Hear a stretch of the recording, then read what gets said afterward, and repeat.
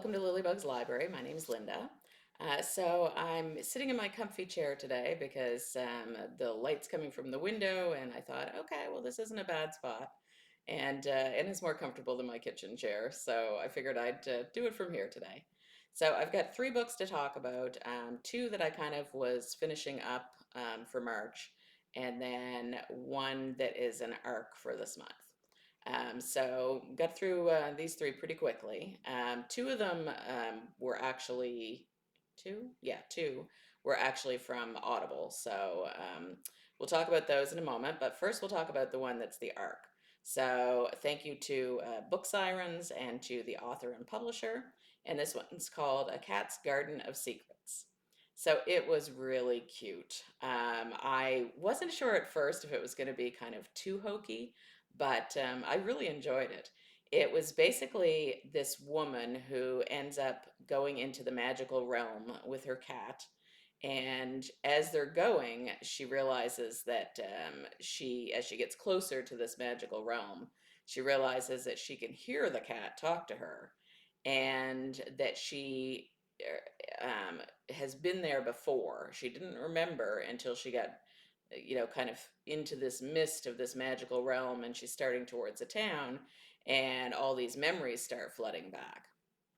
So again, wasn't sure, where that was going to go, but it turned out to be really good.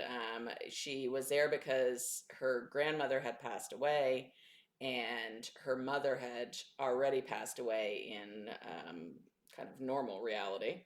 And so when she gets there, she finds out that she is the next in line in this family, and that they are keepers of all the magical knowledge and things. So she has to prove who she is. She has to deal with, did her grandmother die of um, uh, hmm, I can't think of the word I'm looking for. Did her grandmother die of natural causes? That's what I was trying to say. Or was she murdered? And she finds out pretty quickly that it's probably that she was murdered. So she's investigating that as well. So really cute. There's all kinds of, little magical elements to it. But for someone like I know Tiffany from the Beach Bum Bookworm. I know she's, likes things that are, kind of light paranormal. This is definitely that. So, really had a good time with it, and I would give it 5 out of 5. I actually went looking to see, what else this person had wrote, and so yeah, really enjoyed it. So the next one that I read was Flea Market Magic, and that one was from Audible, and that one was pretty good. It was this woman and her family. They collect all these antiques, a lot of which are magical, and they kind of protect them and they resell them, and carry on like a flea market sort of atmosphere in the shop that they have. But one day she's at an actual flea market with her uncle, and they kind of, you know, check out some of the different things. They kind of stumble across this woman who is doing readings with a crystal ball. And so she's very curious. And so she goes in to see this woman because she knows her. And she knows that, like, as far as she knows, this woman has no magical powers. So she goes in and starts talking to her and realizes that this crystal ball should not be in this person's hands. So she ends up making a deal with her to take it and pays her for it. And it starts to cause a whole host of problems, including someone ended up getting killed. And so it's up to her and her family to figure out who it is that did this and what this crystal ball is all about. So this one was good as well. I would probably give it about 4 out of 5. So the next one is The Selection. Oh boy. So The Selection I listened to on Audible. It's the first in, I don't know, probably 7 or 8 books. And I would say, like, I'll be honest, I did know a little bit about what it was about, but I also picked it totally for the cover. The cover is beautiful, but and all the covers are beautiful. Like, I think at some point I'm going to need to have all of them on my shelf just because they're so gorgeous.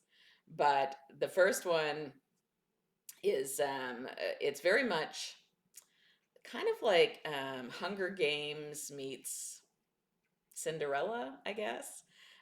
So it's a caste system in the place that they live.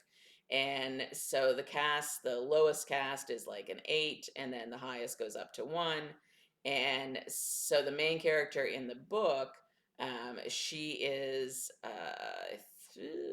she's a five. And so her whole family is artists and musicians, things like that. And so she's actually in love with this. I think I would say a boy because I feel like she's not that old. I don't know if this is supposed to be a YA necessarily, but I feel like she's a teenager. So she's in love with this boy who is cast lower than she is. And apparently, if they're caught being together or anything like that, or they're caught being out after curfew, all these sort of things, the punishment is really harsh. So there's a prince that lives in a castle with his parents, and he is looking for his future wife. So they have this selection where all the women who, are of a certain age would go and they'd submit their pictures and a little bio, and it would be sent to the prince, and then he would pick 30 of them to to come to the castle and stay there for a few weeks so he could get to know them and eventually, hopefully, pick his bride. So she doesn't want to go. She really has no interest in that. And her boyfriend actually convinces her to go. He tells her that, it's he wants her to have the best chance to have a good life, and they kind of joke about the fact that like her family's going to get a little bit of money from this even if she doesn't go all the way through, and she's sure she won't go all the way through because she's doesn't feel like she's the prettiest or any of those things. So he convinces her to go, and before she actually leaves he ends up breaking up with her, saying that he can't give her the life that she wants, and he can't, not that she's asked for anything. So she goes off to the castle and meets the prince and lives there, and we kind of go from there. So the characters were really good. I'm definitely getting a Katniss kind of vibe from this girl. And so it was all really interesting and really well done, I thought. Like I was especially as it started, I kind of thought, okay, like is this going to be more YA? Not that I have anything against YA. I like a lot of the YA books out there, but wasn't really sure what to expect. And it turns out not just the main characters in the story, but most of the characters in the story have been very interesting. And I don't know with all the books that are in the series whether it's going to be maybe some of the different women as well and some of their perspective, or if it's going to continue to be her. The only thing I will say is make sure that you're prepared to read more than one, because the way that it ends kind of on a bit of a cliffhanger. So, but it was really good, and I would definitely give it 5 out of 5. I'm already trying to figure out where I can fit in all the rest of them, but probably won't be this month. So we've got a bit of sun here today, so we're expecting a storm over the next couple of days, and it sounds like it's going to be a fairly big one, last at least 2 days. So I figured I'd put this out now while I have a moment, and especially with A Cat's Garden of Secrets, I want to get it out before it actually comes to publish, which I believe is tomorrow. So anyway, take a look for it. I think you'll enjoy it, and the other ones as well. So have a great day, everybody, and I'll see you again soon. All right, bye bye.